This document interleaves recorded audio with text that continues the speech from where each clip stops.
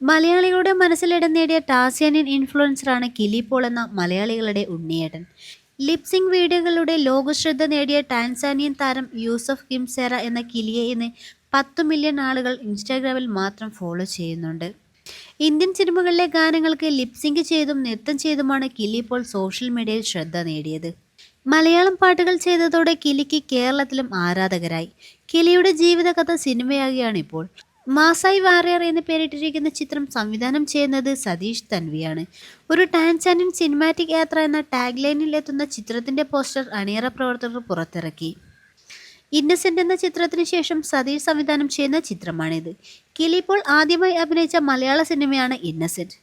മലയാളത്തിന് പുറമെ Maasai English, Swahili, Sinhala, French, Polish, Spanish, Tagalog, German, Arabic, Uzbekistan, Hindi, Kannada, Tamil, Telugu, Bengali, Urdu, Japanese, Pashto, Sindhi, Baloch, Punjabi തുടങ്ങിയ 25ലധികം ഭാഷകളാണ് ചിത്രം ഒരുങ്ങുന്നത്. Matinee Prime Productions, Theatre Stories എന്നീ ബാനറുകൾ പ്രിയദർശിനി PM, നജ്മുദ്ദീൻ എന്നിവർ ചേർന്നാണ് ബഹുഭാഷാ ചിത്രം നിർമ്മിക്കുന്നത്.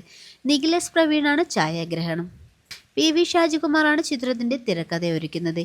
കിലി പോളിനു പുറമെ മറ്റ് ടാൻസാനിയൻ താരങ്ങളും ചില ഇന്ത്യൻ താരങ്ങളും ചിത്രത്തിൽ അഭിനയിക്കുന്നെന്ന് നിർമ്മാതാക്കൾ അറിയിച്ചു.